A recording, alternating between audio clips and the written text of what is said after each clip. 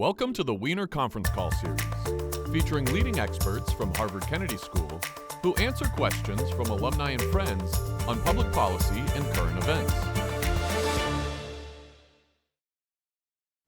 Okay, welcome. This is wonderful to have everyone here. I'm Ariadne Balsamis from the Office of Alumni Relations and Resource Development here at the Harvard Kennedy School.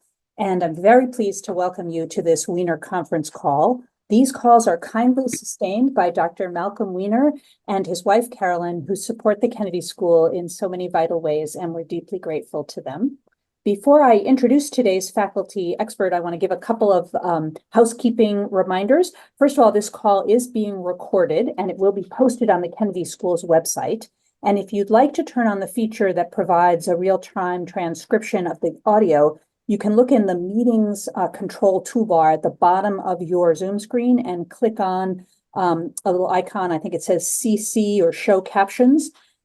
So that'll be helpful. And then if you would like to have the best view of our speaker, you can select speaker view at the top, right of your Zoom screen. And so now it's my great pleasure to introduce Dr. Robert Stavins, who is the A.J. Meyer Professor of Energy and Economic Development at Harvard's Kennedy School. And he is also the director of the Harvard Environmental Economics Program and the Harvard Project on Climate Agreements. His research on policy and economics has been deeply influential in the global dialogue addressing our climate crisis. And today he's going to talk with us about the December 2023 Conference of the Parties of the United Nations Framework Convention on Climate Change, fondly known as COP. And we are so fortunate that he's agreed to share his expertise today with the Kennedy School's alumni and friends. Professor Stavins, over to you. Well, thank you very much, Ariadne. And also, let me add my thanks to Malcolm and Carolyn for everything they've done for the school. And it's given me the opportunity to see Carolyn again for the first time in 30 years. Since our last meeting in person at the school, which shows both how long we've both been involved. We were both, of course, about 12 years old at the time, so that would explain it. So I'm going to make a presentation to you to start us off, in which I'm going to share some slides, if I might. And as you could see, that my topic is what really happened at COP28 in Dubai. And I use that expression, what really happened, because I think that the perspective I'm going to offer to you might be somewhat different than what you would have seen if you had read about it in most newspapers or listened to it on the radio or watched something about it on television. So, COP28, of course, took place in Dubai in the UAE in December of last year. The press hailed it in some cases as a great success. Other elements of the press said it was a distinct failure. And those comments in both cases were largely based on one sentence in what is the closing statement that referred to the future of fossil fuels, where there was an endorsement of, quote, transitioning away from fossil fuels in energy systems. And importantly, that was a compromise. The transitioning away was a compromise with some people wanted it to say phasing down or even phasing out fossil fuels. And that was essentially a combination then of the perspectives of various countries. And also it included in it a tripling of renewable energy capacity, doubling of the annual rate of improvements in energy efficiency, and all of this compromised among countries, patching together something, resulted in broad approval, which is the purpose of that compromise. And that meant that the oil-producing Middle East countries signed on, the industrialized countries signed on, and developing countries signed on. The question is, did that signal this statement of transitioning away from fossil fuels?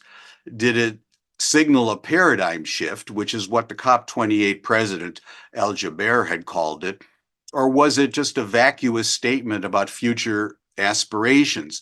Well, it's essentially a non-binding resolution about future ambitions, but on the other hand, statements, and particularly press coverage of statements, can have symbolic signaling value and can thereby be influential. So was COP28 a success or a failure? Which was it? Well, most COPs are neither successes nor failures. The exception to that is when a new agreement is reached. That happened in 1997 in Kyoto, Japan. It happened in 2015 in Paris. Otherwise, the COPs have much more in common with the annual meetings of the World Economic Forum in Davos, Switzerland, than annual or periodic, I should say, negotiations of the World Trade Organization. Because the World Economic Forum meetings in Davos and the annual COPs of the UN Framework Convention on Climate Change are both very complex get-togethers, and both are based on fundamentally bottom-up processes. So it's not as if the corporate CEOs get together in Davos and they negotiate among each other and decide what action their respective corporations can take, and then go home to their boards of directors and tell the boards, this is what we've got to do in order to implement the commitments I've made in Davos. Well, of course that doesn't happen. The causality runs in precisely the opposite direction. And so too with the COPs in the case of climate change. The delegations from the 195 parties to the COP, that is the countries, plus the European Union, which is also has its own delegation, they're bringing to the COPs their domestic priorities based upon their national circumstances, including their national politics, particularly in the case of the representative democracies. So each COP outcome is essentially the aggregation of those national perspectives and national views. I just have to move. There we go. I had to get something out of the way. So what actually does drive action around the world, in other words, cuts in greenhouse gas emissions, is largely the combination of market realities and public policies. Why do I mention market realities in the absence of policies? Well, a great example of that is, of course, in the United States, where as a result of technological change in the oil and gas industry, namely horizontal drilling and hydraulic fracturing, together known as fracking, resulted in the opening up of massive amounts of unconventional natural gas that it was not feasible, economically feasible, to produce previously. And that opening up, that tremendous increase in supply, resulted in a tremendous fall in the price of natural gas on the market, which then caused a shift across the country, particularly in the coal-using parts of the country, of substituting natural gas for coal in the generation of electricity. We essentially went from 60-40 to 40-60, and coal is being phased out in the United States, largely because of natural gas, more recently because of public policies that we'll talk about. So that's just an example of how market realities, technological change in the market, have significant effects. More importantly, in many parts of the world, including prominently the European Union, are public policies, and these are typically enacted at the national level, sometimes, as in the case of California, at the subnational level, or in the case of the European Union, at the regional level. And these policies, again, something's blocking, there we go. These policies are linked with what happens at the annual COPs, but the direction of causation is just like what I described with Davos. It's fundamentally bottom up, not top down. So what happens in the international climate talks each year does not determine what's going to happen in each of the countries. Rather, what happens in each of the countries determines what happens in the international climate festivities. So what was the most important COP28 development? Well, I want to recall, first of all, go back a year to COP27, which took place in Sharm el-Sheikh, Egypt in November 2022.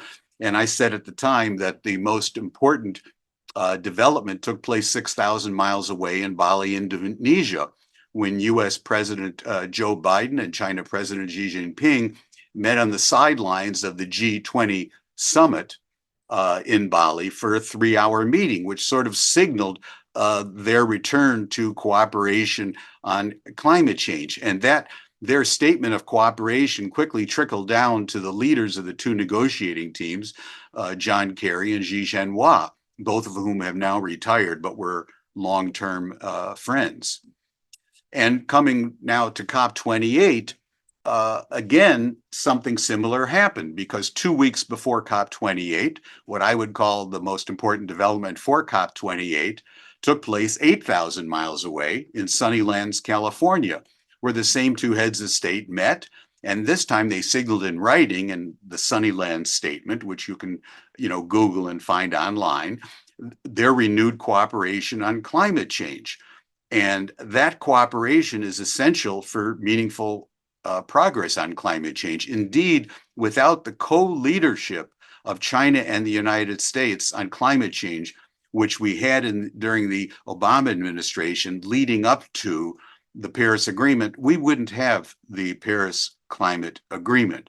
So ultimately, that may turn out to be more important than any individual accomplishments at COP28 in Dubai. Now, at this point, it can be helpful to reflect historically about the way in which these annual COPs have evolved over time. The UNFCCC, this is the framework agreement from 1992, which launched the entire process from the Rio Earth Summit, that this agreement, the Framework Convention, has something in it very unusual for an international agreement. It specifies that any non-governmental entity that's qualified regarding topics of the convention, i.e. in this case, climate change, can be represented at these annual conference of the parties as an official observer organization. So there is an explicit role for these observer organizations from civil society, from NGOs, from trade associations, from universities. And we've seen gradual changes in the relative importance and prominence of the core country delegations, the negotiators, vis-a-vis the observers from civil society. So when I first got involved, now it's 17 years ago, my first COP, I would say, this is just a numerical judgment of something that's qualitative, that 90 to 95% of the meaningful action was in the negotiations, with 5 to 10% from the participants from civil society. But by the time of COP28, 10% of the meaningful action was within the negotiations, and 90% was among the official side events, unofficial presentations and sessions, meetings, and interactions of all kinds among governments, governments with civil society, and among various civil society groups. So the COP is, to a large degree, a trade fair with entrepreneurs of all kinds promoting their products. I counted 11 different entrepreneurial organizations that were promoting different kinds of green cement production, for example. So the COP is essentially a circus in which the main event has now been eclipsed with increasing frequency by what were previously thought of as the sideshows. Hence, I think of the festivities in Dubai as Climate Expo 2023. And in the coming year in Baku, this year in Baku, we will have Climate Expo 24. Now, I don't characterize it that way to be cynical or even skeptical, because like Davos, the Climate Expo plays an important role. And a great example of this in Dubai were the events that took place among civil society and civil society with governments regarding a specific non-CO2 greenhouse gas that I'm going to comment on, and that's methane, CH4. So methane did indeed receive greatly increased attention from civil society, from business associations, from NGOs. And a reminder for those of you who don't know is that the radiative forcing per unit of methane is vastly greater than that of CO2, but it has a much shorter lifetime in the atmosphere. So over 100 years, the radiative forcing per unit of methane is about 20 times greater than CO2. But if you do your accounting over a 20-year time period, then it's 80 times as important.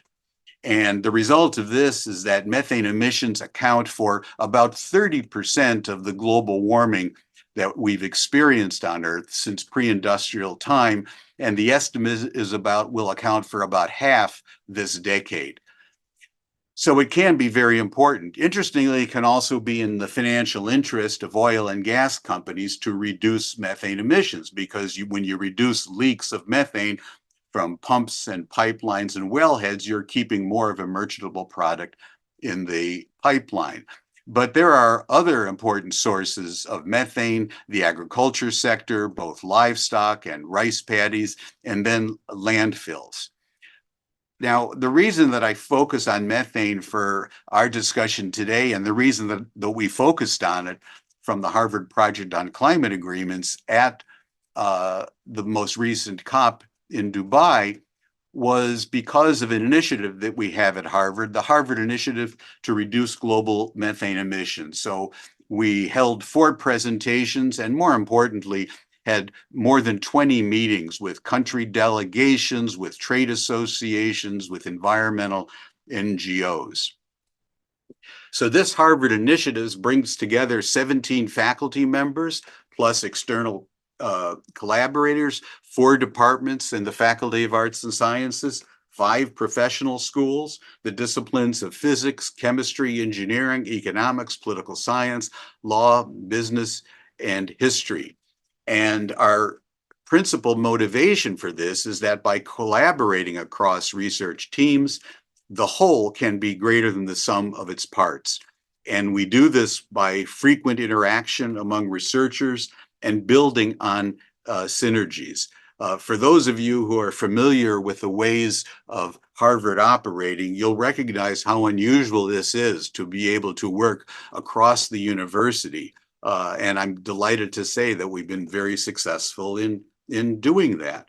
It's important to us to translate our research into useful materials, not just journal articles for other academics, which we do, but also into useful materials. And one of the ways we do this is that I insist that every research product, which is probably an article for a academic journal, whether it's a physics journal or a economics journal, that also we work with a science writer to convert it into a 2 to 3 page long policy brief that then is useful for policymakers, whether they're in government, in business, or in NGOs.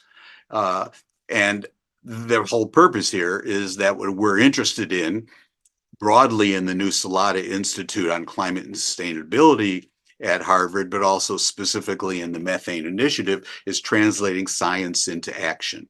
So in the first year of the 3-year initiative, we have 10 research and outreach projects.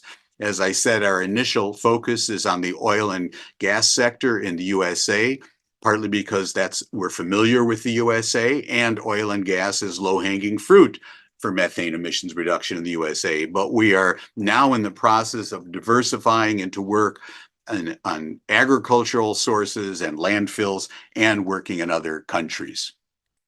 So in terms of the prominence of methane at COP28, there were important developments just before and during it. There are new regulations from the US EPA, and the US had pledged $1 billion to help poor countries reduce their methane emissions.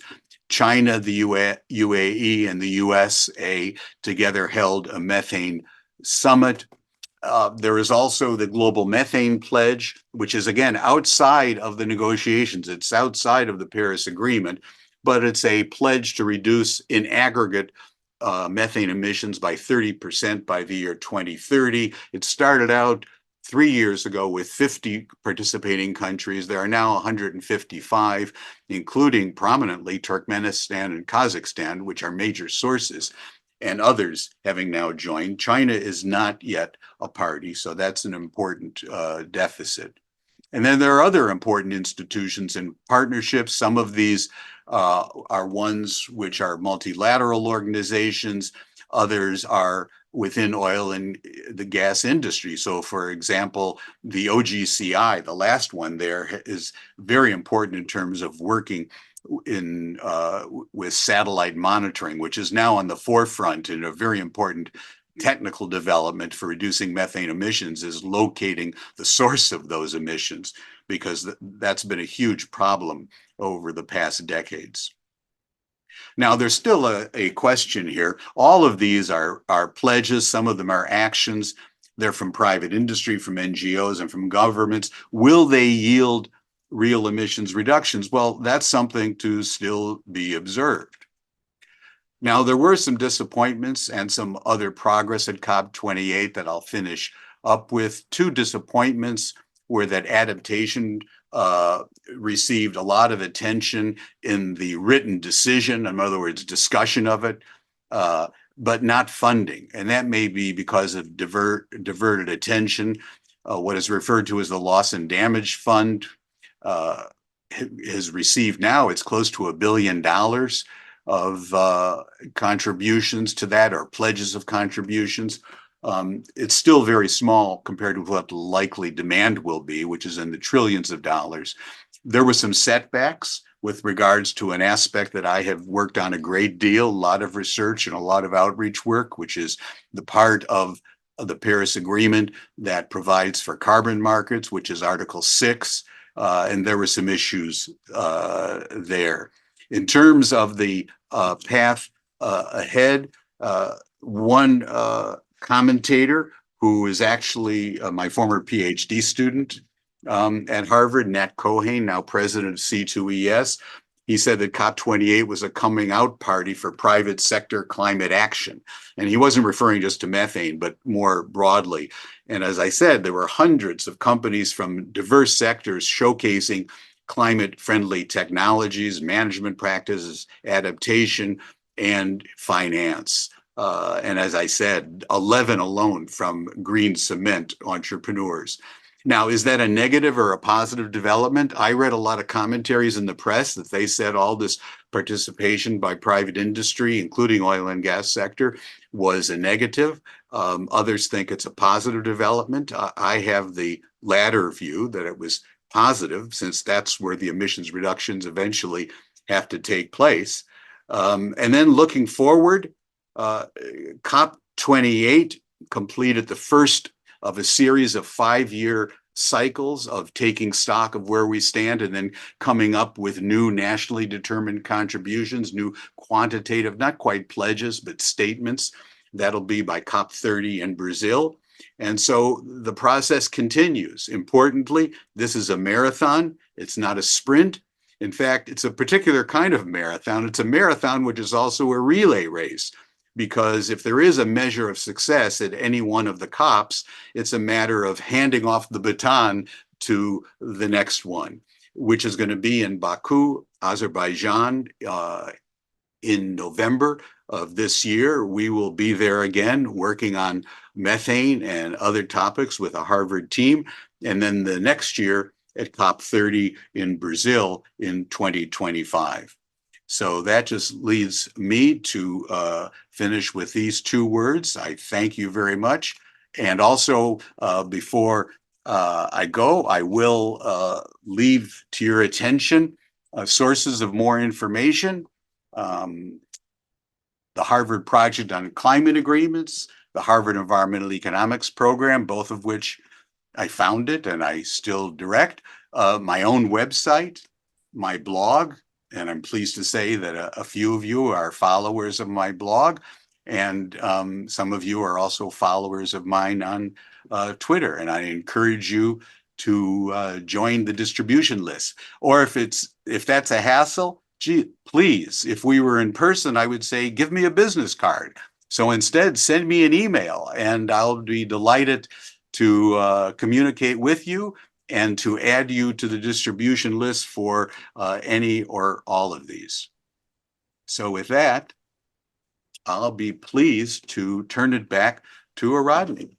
Thank you so much. That was just wonderful. I have I have some housekeeping details and then a couple of questions to get to. First of all, I want to say, please, if you can, turn your cameras on. That allows us to see each other and for Professor Stavins not to speak to blank boxes, which is always better. I really appreciate that. We're trying a little bit of a new format here, which allows us for more interaction. So we want to do that as much as possible. And to that end, if you have a question, please use the virtual hand raising feature of Zoom, and I'll call on you when it's time to unmute yourself. And you can also put questions in the chat. The chat is a little limited. It will only go right now, I think, to speakers and hosts. But please use that if you would prefer, and we will get your question up. And then finally, if you are asking a question, all of us would appreciate knowing your Kennedy School affiliation. And I want to start with one point of clarification, and then I have a question for you, Professor Stavins. The point of clarification is, would you elaborate on what an adaptation is?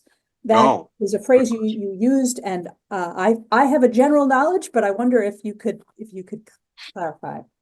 So what the Paris Agreement and international action and most national policies are about is about mitigation. That is reducing emissions and addressing climate change by reducing emissions and thereby eventually reducing the stock of greenhouse gases in the atmosphere.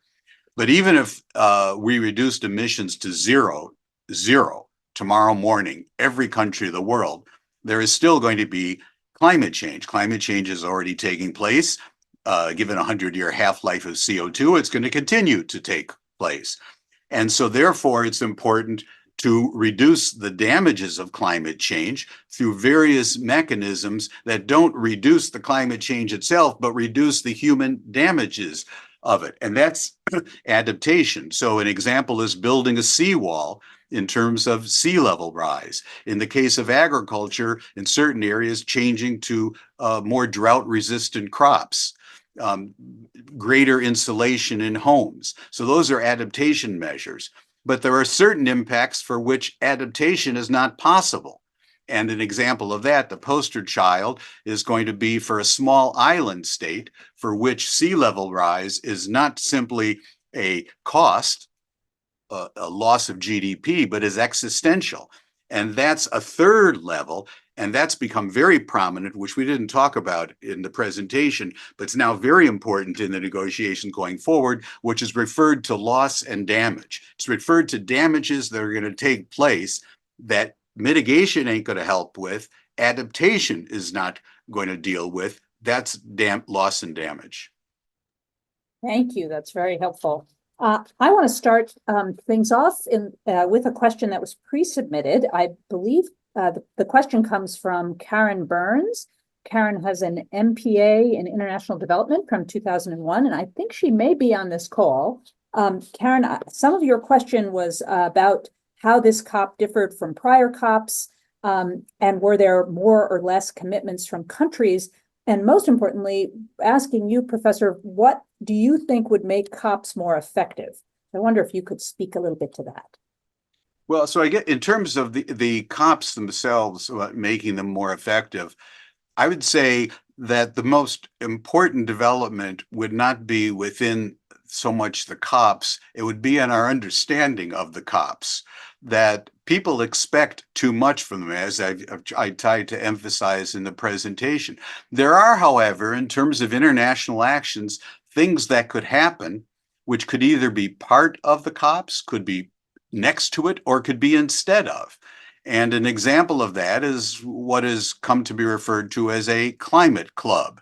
And that would be, rather than negotiating as 195 countries do now, instead, the 20 countries in region, which account for, that's counting the EU as one, which account for 20% of global greenhouse gas emissions, that they might take actions themselves unilaterally, have an agreement among each other that they're going to put in place something like trade barriers, essentially tariffs on imports of products coming from outside of that club. So they would take action. And then if anyone wants to avoid the tariff, they would have to join the club by taking action themselves. So that's a very different approach. And it's an approach that the international negotiators do not look upon favorably, but that many people in academia and in NGOs and others think may in the long term be more promising. And I'll just say one other thing. It's possible, it's just possible that we're moving in that direction with a recent initiative out of Europe with what's called the carbon border adjustment mechanism. Thank you. I have another pre-submitted question. This one is also from someone on the call. So if Brian Woods Thomas would like to ask it himself, I will invite you to let us know. Brian has a mid-career MPA from 1990. And so, Brian, are you able to do this, or I'll go ahead and ask it, and you'll pipe in if you want to add more. Brian wanted to talk about the procedural rules in the UNFCCC, which, in his words, literally require consensus across member states. He says this rule is extraordinarily limiting to the ability of discussions to move forward with substantive, let alone legally binding rules, and wants to know if you see any realistic pathways to overcome this procedural challenge that also leads to disappointing outcomes. So it's true that because the UNFCCC itself and the conferences of the parties never adopted explicitly a voting rule, that the default voting rule that they inherited from the United Nations was the word consensus. And it's true, as Brian is implicitly suggesting, that for many years, consensus was interpreted as we all agree. In other words, unanimity. And indeed, at a very important conference of the parties, which was COP15 in 2009 in Copenhagen, which was supposed to develop what became eventually the Paris Agreement years later, there were objections from 5 countries. There was an excellent agreement that was carried out by a small number of the big emitters: China, India, the United States, South Africa, Brazil. They got together in a room, came up with an agreement, put it before the plenary, but then a small group of countries objected. And they were unimportant countries in the sense of not major emitters. And this included Bolivia, Korea, Nicaragua, El Salvador. And you'll notice something they have in common. And the irony is that these countries objected to the undemocratic procedures that had been used from countries which are fundamentally undemocratic, and also are opposed to the global economic order. And that was their point. They didn't really care about climate change policy one way or the other. They don't like the global economic order. That's over my pay grade. I won't comment on that. And so there were 5 objections. We're not going to approve this. And so the presiding officer, he gave in. And this was Rasmussen, who was then the prime minister of Denmark. And this was the second Rasmussen, not the first one, who was very good, who became the head of NATO. And so that's what happened. 1 year later in Cancun, again, a small group of countries, but also working with a larger group, come up again with a proposal, which was sort of the one from Copenhagen, taking it one further step forward. The same set of countries objected. Undemocratic procedures. We will not adopt this agreement. And there was a different presiding officer. Of course, in that case, it would be from Mexico, because it was in Cancun. And it was Patricia Espinosa, who was the foreign minister of Mexico at the time. Very talented woman. And she looked out at the hundreds of people in the plenary, and she said, "Thank you for your observation and your criticism, which I take into account. And consensus and unanimity are not synonyms. The proposal on the table is adopted." And she put down her gavel. That was the end, Brian, of what you described. So it is no longer the case. It is absolutely no longer the case in the annual conference of the parties, and it hasn't been since Cancun, which is now quite a few years back, that consensus means unanimity. It means whatever is in the eyes of the beholder, namely whoever is the president of the conference of the parties that year. Terrific. Thank you so much. Andel Custer, we're going to call on you next. And then I have a question from Teresa in the chat. And then I have Michael, just so we're queued up here. Andel, please ask your question and introduce yourself. Great. Hi, Andel Coster, MPP 2011. Currently just started a role with the New York Climate Exchange. I spent the last few years working a lot on offshore wind and other renewable utility scale offshore wind, renewable energy development in the US in particular. And that industry has seen some real barriers in terms of cost overruns and supply chain challenges that have led to a lot of project cancellations and delays. For both manufacturing and financing reasons. I'm curious to know to what degree those types of challenges are figuring in these international discussions and whether there are any solutions being discussed. Well, thank you for the question. And I agree with the premise, but those kinds of issues which vary country by country and very industry by industry, sector by sector, are really not an element of the international discussion, certainly not within the negotiating teams in terms of what they're doing. I mean, right now, all they're focused on is essentially destroying Article 6 of the Paris Agreement. Other than that, everything is just sort of floating along. These various specific issues do come up, however, in all these side arrangements, the side events, the different kinds of meetings, the discussions, and a big one, which is common in many countries and therefore has come up, which is linked with what you're discussing or what you ask about, but is not precisely the same, is the degree to which greater incorporation of renewables as a source of electricity, which is important not just in and of itself, but is absolutely necessary if we're going to have greater reliance on EVs in the transportation sector. Of course, you need more electricity generation. That a significant barrier in many countries is the electricity grid itself, and that upgrades in the grid are going to be necessary. And that's something which I have seen a very significant amount of discussion about. For example, both Europe and the United States. This is a huge issue. That's terrific. Thank you so much. I'm going to do the chat question and then we'll go to Michael. The question is from Teresa Cavero, who has an MPAID from 2004, MPA International Development 2004. And Teresa wants to know, how does the geopolitical context impact the outcome of the different COPs, in particular that of the next COP and the EU dependence on Russian energy?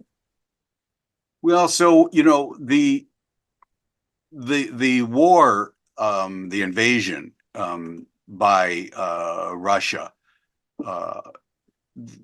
has brought up two realities: a short term and a long term. In the short term, it meant less natural gas getting to Europe, and the result of that was, somewhat of an increase in other sources of energy, including phasing down coal slower than it otherwise would have been. It's resulted in an increase in the market for liquefied natural gas, although currently the U.S. administration, as some of you probably know, has a temporary postponement on licensing of new export facilities, but it's increased demand internationally for natural gas. But in the long term, it's quite possible that it's thereby going to have the effect of increasing demand, increasing technological developments for renewable sources of energy. And so has it affected the negotiations? it probably has to some degree for particular countries. This has been very important for Germany, for example, and Germany feeds into the EU positions on everything. If we were at a decision point in the international negotiations, which we were prior to 2015, when we didn't have the Paris Agreement, or we were in 1996 before we had the Kyoto Protocol, then it would probably be a significant factor. But in this point in time, those agreements are in place. And so it's more the way in which it has an effect is in terms of individual national behavior of specific countries who are, because they're affected so differently by it. So for example, the EU, an importer compared to the US, an exporter of LNG. Thank you. Michael, I want to give you a chance to ask your question, so you should be able to unmute yourself. And Yes, thank you. I'm a master in public policy from 1987, so it was a while ago. One question I wanted to ask you, just what your thoughts were with regards to voluntary carbon markets and their development, and do you think that they can play a role with regards to, hitting net zero targets, and particularly some of the issues around additionality and permanence, to the extent you have some thoughts on those? Appreciate it. Well, Michael, with every questioner up until you, I was tempted to say, I hope you took my class while you were at the Kennedy School, since I joined the faculty in 1988. But unfortunately, I don't have the benefit of being able to say that to you.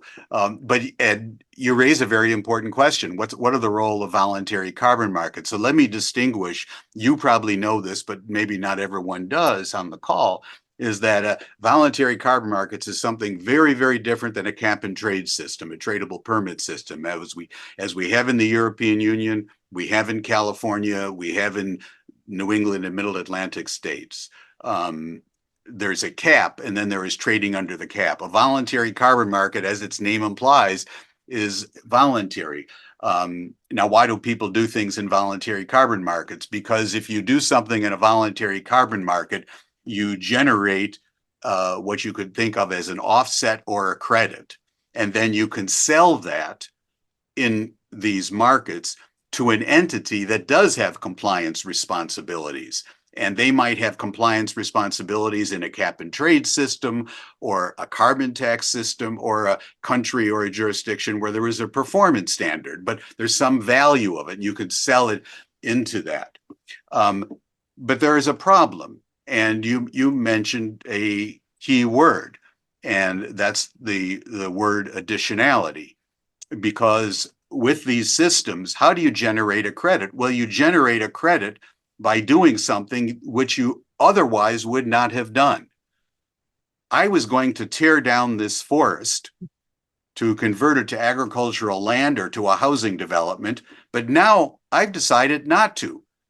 And it's 25 acres. So I'm going to figure out the CO2 that will be sequestered that wouldn't have been had we torn it down, and then give me the money for that credit. The problem is that maybe I was never going to tear it down. So the comparison that's being made in order to generate the offset is with an unobservable and unobserved and fundamentally unobservable, hypothetical, what I would have done otherwise. And so if I would have done it anyway, and then I sell that credit into a system that has a compliance responsibility, then they escape whatever it is, let's say 10 tons of their compliance responsibility. So rather than it just being no net effect in the atmosphere, we're actually increasing emissions. So that you can have a very perverse outcome. Now, that I've given you what is my perspective on these as an economist. That doesn't mean that all of them are terrible. So California, for example, is extremely strict about what offsets it allows in. If anything, they're probably correcting too far. So they require third-party validation and for a very limited number of types of offset projects. And I think if you talk with others, other than me, perfectly smart people, and maybe smarter, they'll give you a much more positive assessment of offsets. The you can consider it as good news or bad news, that there is a tremendous amount of enthusiasm and a tremendous number of entrepreneurs, and they were filling the hallways in Dubai promoting voluntary carbon markets. And I'll put aside the judgment of whether that's good news or bad news. Well, thank you so much. I'm going to call on Gary Grimm, a dear friend of the Kennedy School. And while Gary is unmuting, I want to just remind people that you can find the raise your hand feature under the reactions tab at the lower part of your Zoom screen. And so just hit that if you have a question. We would love to have you. And Gary, please unmute yourself. Yes, Gary Grimm. I'm a physicist, but I'm involved in the Shorenstein Center Journalist Resource. Is there anything journalists or reporters or the news media could do to help in this climate change in reporting on the conferences, or anything else you can suggest? Well, thank you for that. It's obviously an extremely important question, because the way most of us in the world, I assume something like 95% of people in the world, maybe a higher percentage, we get our information is not by reading, the scientists directly or the economists directly, but are reading the news media. Unfortunately, from my perspective, it's no longer the major newspapers and television networks and the best radio, but now it's the internet, where there's absolutely zero barrier to entry and no filters whatsoever. And so, of course, we are infected with a tremendous amount of very, very poor information.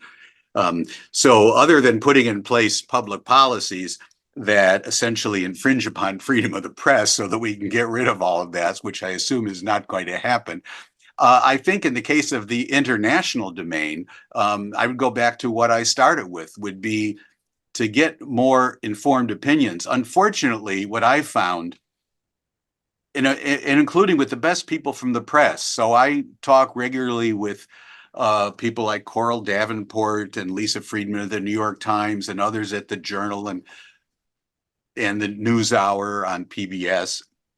There is a natural tendency of people in the press, the best ones, to want to get two sides of the story.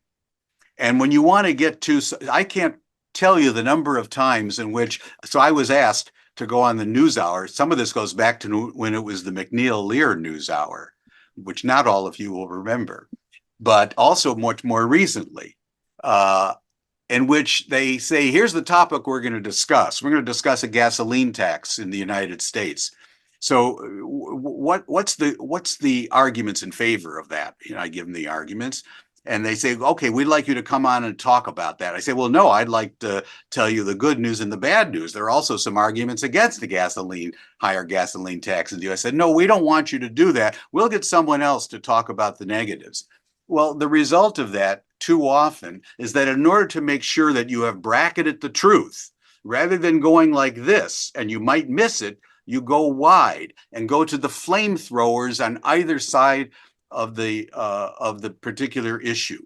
And that's going to be typically not academics. It's not going to be people like me in a university. If you want the flamethrowers from climate skepticism to we're all going to die tomorrow morning, if you want to incorporate that, you go outside of the people that I'd consider most reliable.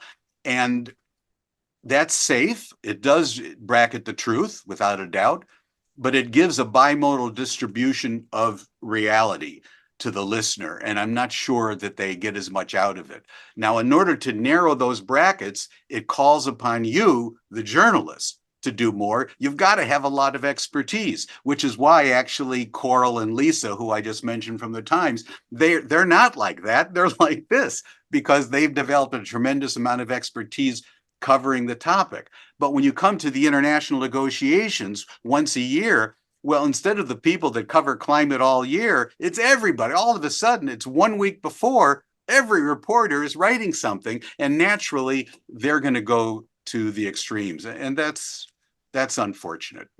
But maybe what I just described is infeasible. You should tell me. Well, want to switch to a question that we have that really picks up on that theme, which has been a through line from your whole talk about the importance of navigating the politics. And that is, if you looked ahead, given that you've just told us what happened, what really happened at COP28, COP29 is going to take place in Azerbaijan just a week after the US elections. And I wonder if you might talk about what kinds of uncertainties or shifting dynamics the COP participants might need to navigate in preparing for the conference, and in particular about how the US election might or might not affect this. Well, this is what drives our allies crazy. It's what those who we don't cooperate with, who we're certainly in antagonistic relationships, it pleases them. But our allies are very troubled, and it's the US political system and the reality that we have tended to flip back and forth on administrations. And on some issues, that doesn't result in huge changes, but on climate policy, that's resulted in huge changes. There is particular concern, and I'm not going to come down. It's not my place in a meeting such as this, where there may be, indeed, I hope there are, diverse political perspectives, to give my own political views, but just to recognize that our European allies are very, very worried about the possibility of a second Trump administration. And that's only partly because of climate. They're mainly worried, quite rightly, about the future of NATO. And international trade, a whole set of issues. So governments are very worried. I'll tell you, just again, thinking historically, I remember when I went to the Conference of the Parties in 2016, which was 1 week after the November election, and Trump had just been elected, which, as you may recall, was a surprise. That was not clear from the polling going into the election. It was in Marrakesh, as I recall, in Morocco. And I remember walking down the major aisles, and the people, particularly the Europeans, who tend to be a sizable number of the people at these conferences, they were walking, they looked like zombies. They were stunned, and they were worried. And again, about those other issues, international trade, the future of NATO, the importance of the North Atlantic alliance in the broader sense, as well as climate policy, because Mr. Trump had made it clear, he had said he would pull the US out of the Paris Agreement. So the same concerns will be there. For structural reasons, it required 4 years before the US could actually leave the Paris Agreement. So although Trump announced it in 2017, the US was not out of the Paris Agreement until the time of the 2020 election. So we were only out for 2 months and then rejoined with the Biden administration being sworn into office. This time there would be a delay of 1 year for structural reasons before the US could be out of the Paris Agreement. The good news, however, and again, depending upon your perspective, this is either good news or bad news, but I'll give you the bad news first. The people who support Trump, their view of the bureaucracy is the phrase deep state, and that they feel that the career bureaucrats who are in the U.S. Environmental Protection Agency, in the State Department, who throughout the government, I'm not talking about the few thousand presidential appointees who are political appointees, some subject to Senate confirmation. I'm talking about the career bureaucrats. This is the deep state, and they're there from administration to administration. And from the view of Trump and his people, his supporters, they get in the way and they sabotage the political objectives of the White House and of the political leadership. And that's a legitimate perspective. Now, the other perspective on that is that, especially coming from the Kennedy School, that's who we train. I mean, that's what I do for a living, is create bureaucrats and, really talented ones and knowledgeable ones, like the people who are on this call, many of you.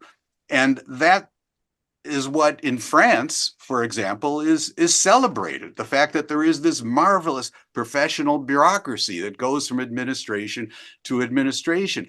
So the result of that, again, historically, is that I remember meeting in 2017, 2018, 2019, 2020 with negotiating teams from around the world. And they would say to me, Trump is in office and he's a climate skeptic and he says he's pulling the US out of the agreement. But in fact, your team from the State Department, they're great. We're still working with all of them. It's really productive. And from a certain perspective, that was fantastic. And it's the way our system operates because of the dedicated people who are not at the political level in the departments of agencies.